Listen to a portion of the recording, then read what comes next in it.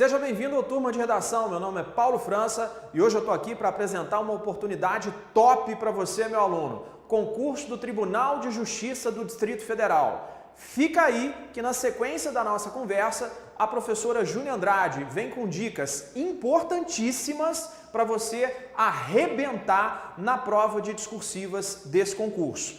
E se você gostar dessas dicas, não perca a oportunidade.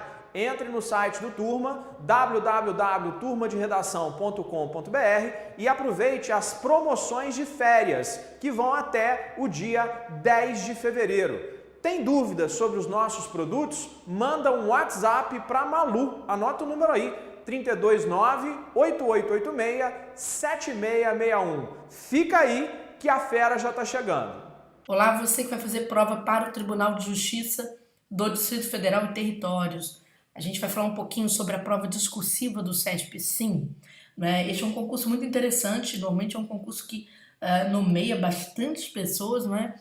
Houve um último concurso aí, salvo engano, 2015, 2016, e novamente nós temos aí TJDF na área, porque aquele concurso teve uma validade muito pequena.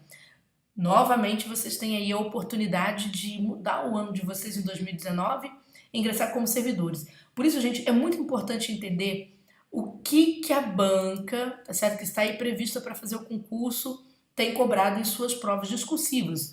Muita gente entende discursiva como uma disciplina que é parada no tempo, e não é bem assim, tá? Eu sempre, aqui nas minhas dicas que eu trago para os meus alunos, o pessoal que me segue nas redes sociais, eu gosto de mostrar, apresentar exemplos, né, para você conhecer bem, tá bom? Bom, se você não me conhece, está ouvindo a minha voz, meu nome é Júnia Andrade, e eu sou professora discursiva há pelo menos 15 anos para concurso público de português, há quase 20 anos, né? Aliás, já fez 20 anos em janeiro. Tenho um vasto conhecimento dessas discursivas e discursiva do CESP, então, de frente para trás, de trás para frente. O pessoal conhece aqui o nosso curso, hoje eu estou à frente do Turma de Redação, não é? Que é um curso que é exclusivamente voltado para discursivas, e vou falar um pouquinho sobre o que vem acontecendo com o CESP, porque às vezes você faz concurso ter uma idealização, tá bom? Você não está me vendo porque eu estou gravando este material de dicas direto do escritório de correções do Turma de Redação. Então fica uma galera trabalhando e eu, naturalmente, aqui abro a tela do computador para poder conversar com vocês. Então, um áudio, imagem aqui do material, tá bom?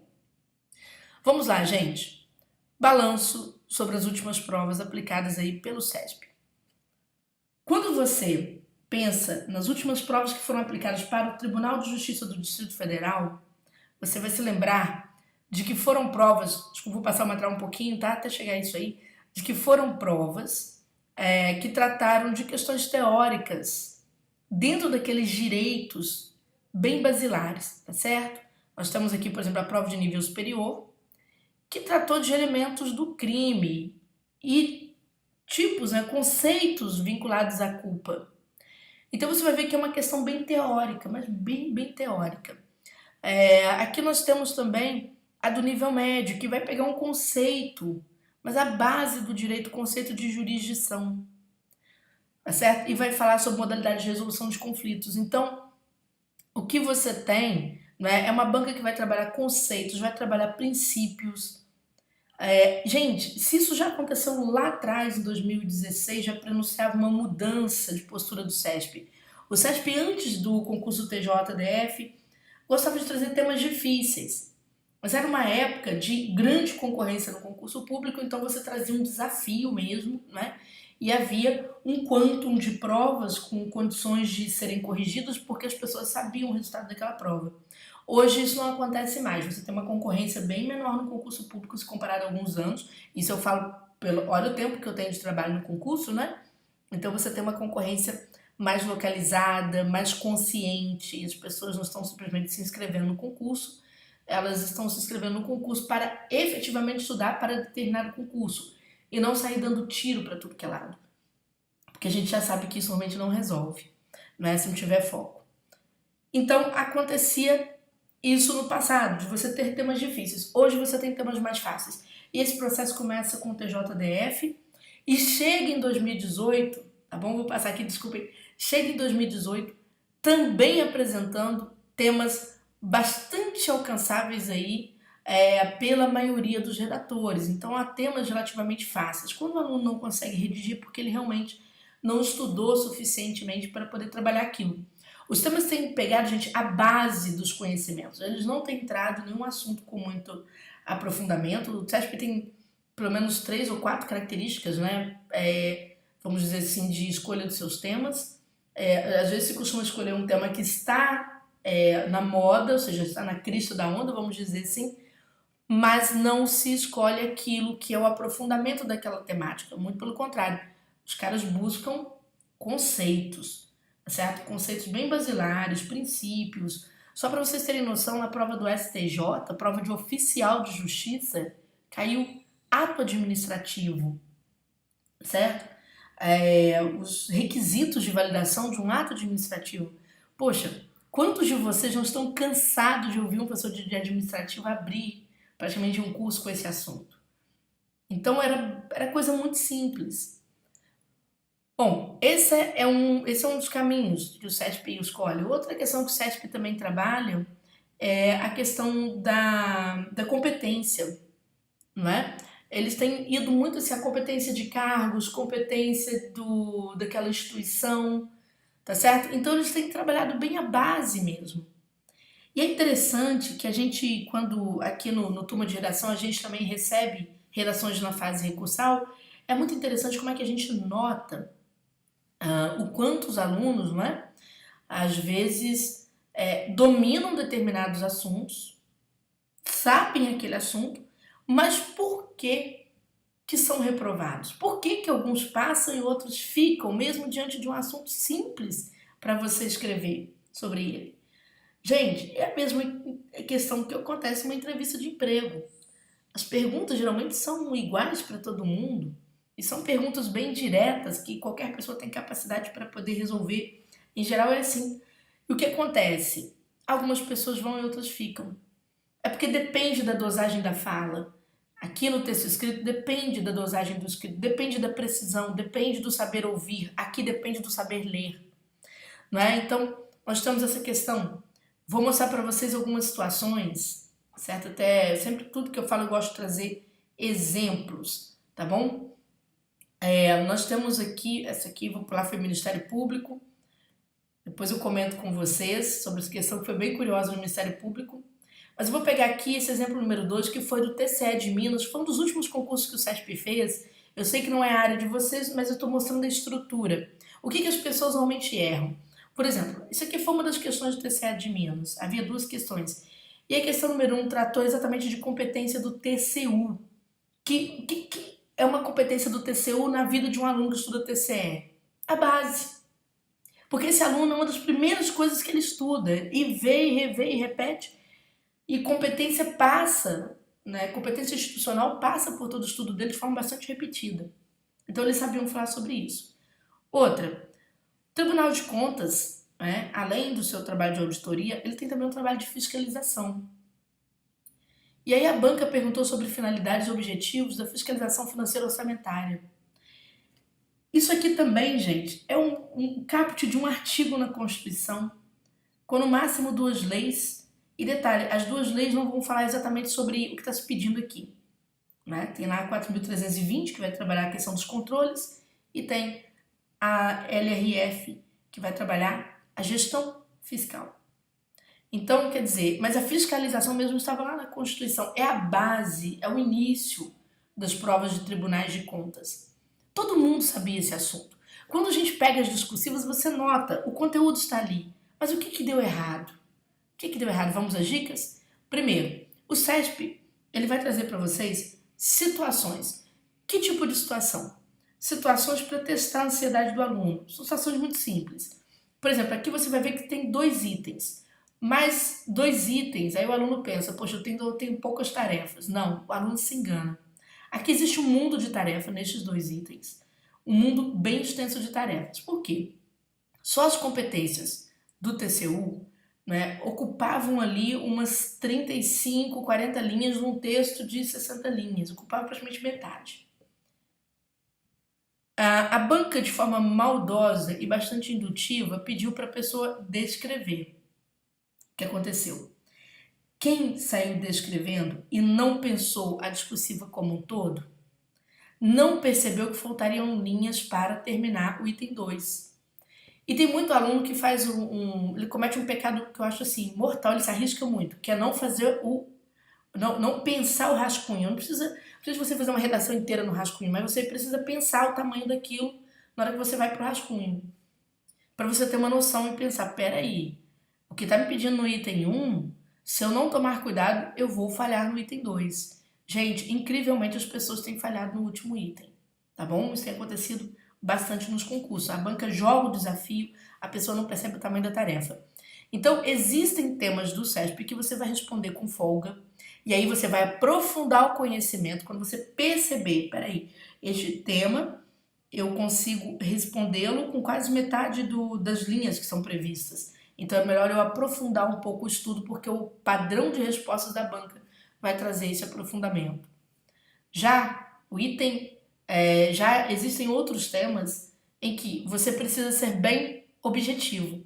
Então, se deu bem nesta prova quem simplesmente citou as competências e não aprofundou, tá? Muitos alunos tentaram o recurso, né, contra a palavra descreva, a fase recursal, questionando a banca. Poxa, mas pediu para descrever. Tá, você descreveu, só não sobrou tempo para o último. Ou você não conseguiu terminar todas as competências. E daí? Difícil, muito difícil driblar a banca numa situação como essa. Ela joga o desafio, né? Ainda nesse mesmo concurso, o cargo 1 deste concurso trouxe uma questão bem curiosa. A questão número 2, aqui não trouxe aqui não, mas eu vou comentar por alto com vocês, que é para vocês prestarem atenção por que vocês não passam em concurso. O cargo 1 deste concurso trouxe uma questão bem interessante. Eles falavam sobre um assunto denominado sistema suricato. Cargo 1 era cargo de administração. E aí algumas pessoas na segunda-feira encheram meu e-mail perguntando o seguinte: a banca pode cobrar alguma coisa que está fora do edital? Eu falei, não, só pode cobrar o que está no edital. Ah, então a discursiva pode ser anulada, porque cobraram um tal de sistema suricato e a gente não estudou, não tinha isso no edital. Ok, vamos esperar então lançar a prova, para a gente ver o que pode acontecer. Quando o CESP publicou a prova, observando a prova com calma, eu vi que não era sistema suricato. O sistema suricato era o pano de fundo para uma cobrança muito simples. Eles colocaram um sistema que tinha características que lembravam a nova gestão pública. E perguntaram como que aquele sistema se integrava dentro da nova gestão pública. Gente, era para falar sobre a nova gestão pública. Todo mundo que estuda administração sabe esse assunto. Entendeu? Sabe os conceitos, sabe as características, porque esse assunto é até fácil. Então, é isso que eu falo para vocês. A banca traz uma situação, ela envolve o candidato. Se ele não prestar atenção, ele se atrapalha, tá bom? Então, é isso que tem acontecido com uma certa frequência no CESP, certo? Então, quer dizer, você corre risco de encontrar demandas amplas. E tem que prestar atenção. São muitas as pegadinhas. Na nossa aula 1, no Turma, eu me ocupo basicamente de mostrar todos os temas e todos os riscos. Tipo, fazer um mapa para o aluno. Olha, o mapa dos riscos. Cuidado na hora que você estiver lendo se você encontrar tal assunto. Cuidado na hora que você estiver lendo se tiver uma expressão no plural. Como é que você se comporta. Cuidado com tópicos que vêm recheados de tarefas, né? Tem sempre um E que vai te indicar uma forma de organização diferenciada daquilo ali, né? A maioria vai correr para determinado caminho e você precisa entender que não pode fazer isso. Então, essa é a questão. O CESP, então, gente, ele trocou a dificuldade de conteúdo, né, por um texto bem estruturado. É isso que a banca quer ver. Ela quer ver a capacidade de você, diante de um obstáculo, raciocinar e simplificar esse obstáculo, ou seja, derrubar esse obstáculo de forma simples. Isso vai pesar bastante na sua discursiva, tá bom? Hoje, a coerência, ela passa a ter um valor, né? A coerência é a combinação, as formas de combinação, a forma de percepção, certo? De determinadas situações do texto. Hoje, a coerência tem um valor tão grande que ela é avaliada na apresentação do texto e avaliada na escolha dos seus argumentos. Eu cito uma situação. Se a banca vai falar com você sobre competências, por exemplo, e vamos pensar, essa situação do TCU, 13 competências, mas de repente ela pede um número restrito de competências e naturalmente ela vai associar essa restrição a uma determinada situação, ou seja, você vai ter que selecionar competências, né? Dentre aquelas que você conhece, você vai destacar aquelas que de fato têm uma coerência, combinam com aquelas situações. Então, isso que eu estou mostrando para você são alguns exemplos do que você vai enfrentar, tá bom? Ano passado, né, houve um alarde assim, em torno dessa questão. Eu tenho necessidade de fazer introdução e conclusão agora nas discursivas do CESP, Júnior, porque dizem que mudou e tal. Gente, eu vou explicar para vocês. Não mudou nada. A questão é muito simples. Durante alguns anos, né, em que havia, por exemplo, a banca fazia 40 concursos públicos no ano, ela praticava uma diversidade de enunciados que ficava imperceptível porque predominava um enunciado padrão do CESP, que é este enunciado aqui, que vocês vão encontrar.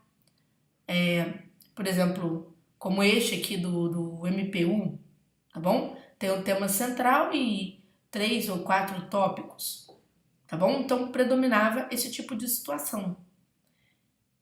O que aconteceu? Também havia situações, tá certo, gente? Como essa daqui, da Polícia Federal, que aconteceu também ano passado. Mas também havia anos anteriores. Vou ver se eu trouxe a questão aqui, trouxe. Em que a banca te traz os 3 tópicos, sim, mas antes disso ela te pede um posicionamento, né, a respeito de alguma coisa. Aqui a banca até deixou claro porque veio pontuação bem explícita. Mas em alguns editais, em algumas provas você não tem essa pontuação explícita e as pessoas simplesmente não veem. Por exemplo, MPU 2010 aconteceu isso. MPU 2013 aconteceu isso. Né? 2013, 2015, agora eu não lembro mais.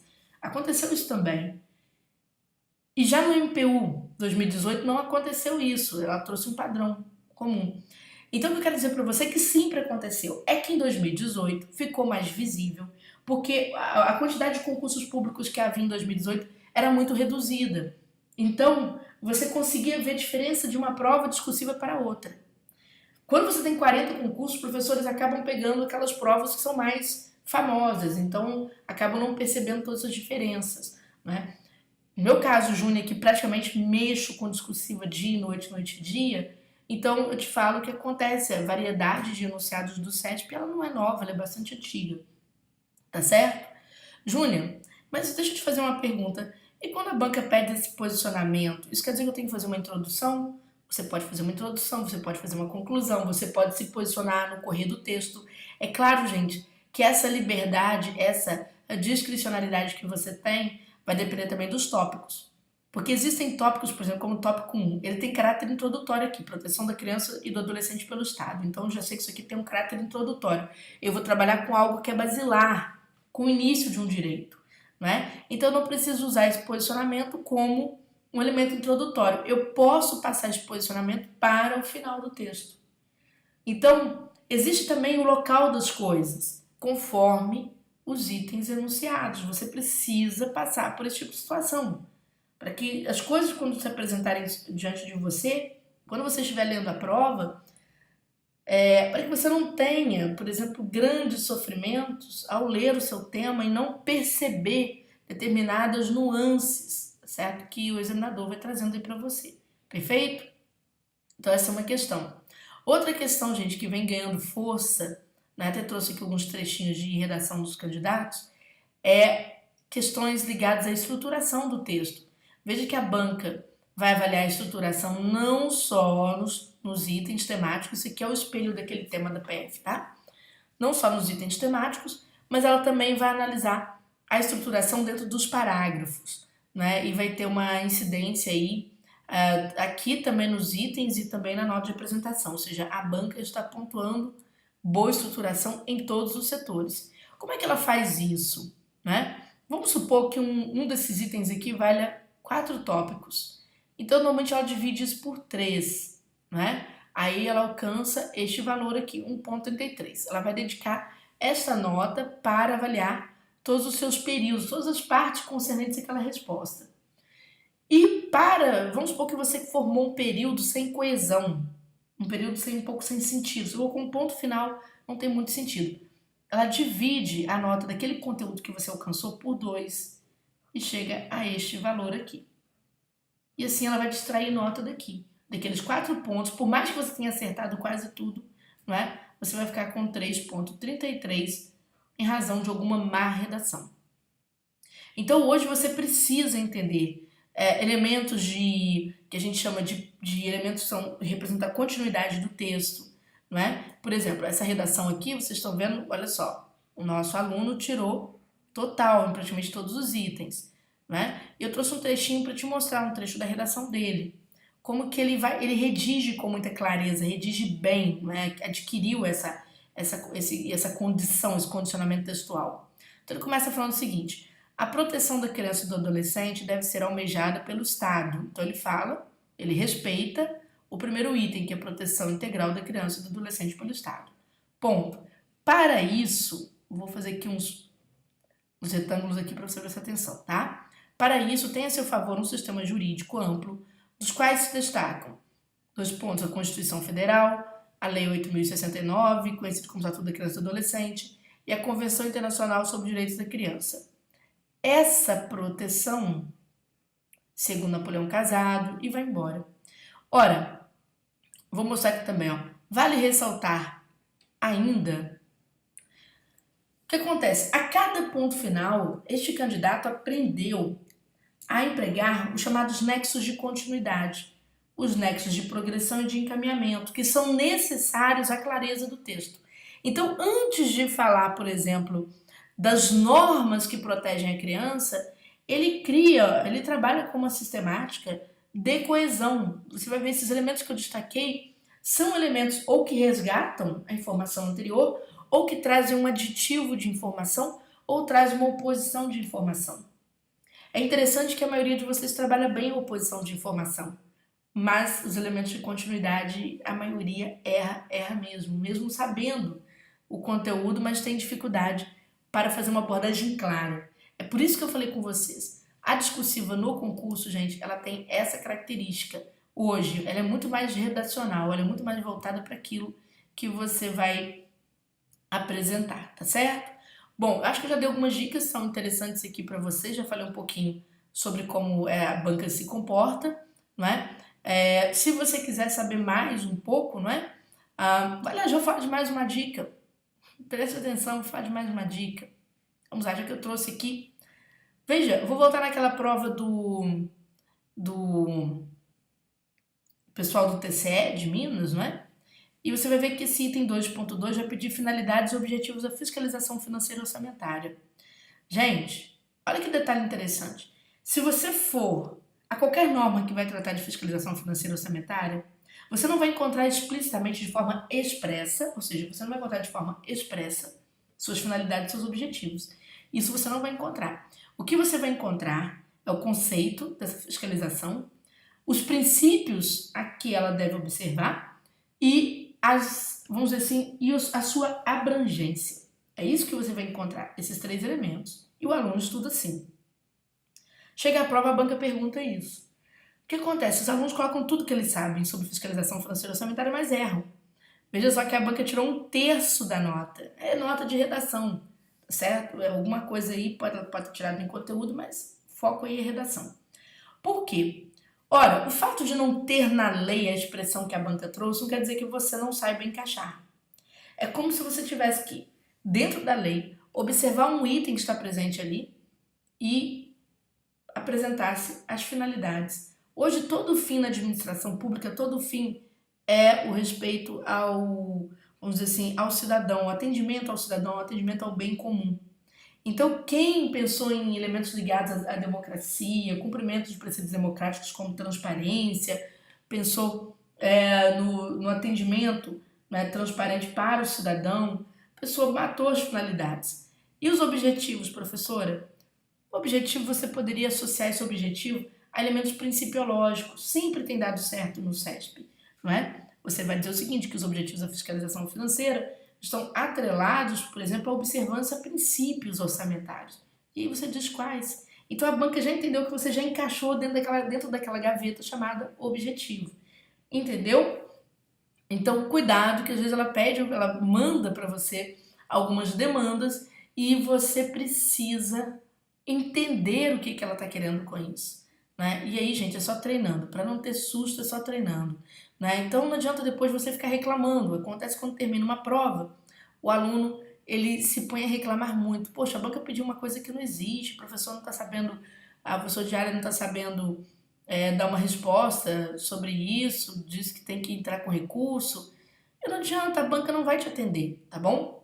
Bom, resumindo, chegando aqui ao final, se você gostou da nossa explicação, quer estudar conosco no Turma de Redação, o Turma a gente está com uma promoção de verão, gente, que vai até o dia 10 de fevereiro. Então já estou avisando, passou de 10 de fevereiro, vida normal. Essa promoção, ela traz um desconto bastante chamativo, você vai compor aí até 4 discursivas, tá certo? Para o seu concurso, naturalmente treinando situações como essas, né? Situações que você viu, outras situações também que são desafiantes. A gente vai levar até você, vai comentar essas situações de risco, né? A forma de você superá-las. Aula número 1, você vai ver tudo o que aconteceu recentemente em termos discursivos do CETP, comentados aí por mim, né, que vou mostrar para você as situações, os erros que os candidatos cometem, para você não cair nesses erros, né? O nosso curso, ele tem conseguido aí os nossos alunos têm conseguido desempenhos tão bons que a gente precisa de que o aluno passe no concurso às vezes, né? Aqui é um curso de discursivas, então, às vezes o aluno tira o total, mas não teve um bom desempenho nas objetivas. Ele fica feliz, mas ao mesmo tempo triste. Ele fala, olha, eu consegui, né? Fui muito bem na discursiva, muito obrigado, mas estou agarrado na objetiva. Então a gente tem colocado para ajudar uma aula final que é um bônus de língua portuguesa, que fica residente ali no seu curso, que vai trazer para você um mapa da prova, ou seja, para facilitar a sua vida, direto ao assunto, e mais de 10 provas comentadas. Não são 10 provas, são mais de 10 provas. Por quê? 10 provas é o que já tem, né? A gente vai entrar em 2019 exatamente o quê? Com mais provas elaboradas pelo CESP, tá bom? Então você ainda vai ter esse bônus de língua portuguesa para te ajudar a alavancar pontos aí na prova objetiva, tá certo? Então, gente, se gostaram, nós estamos ali no site do Turma, o curso completo, que é esse curso que traz para você todo um painel do que acontece, né, com as discursivas do CESP, para você escrever. Mais tarde teremos treino de questões, né? A gente vai ter a modalidade de treino para você escolher também, se você quiser dar continuidade. E a gente aguarda você, então, nesta preparação, torcendo para que você se torne servidor o mais rápido possível, ainda em 2019.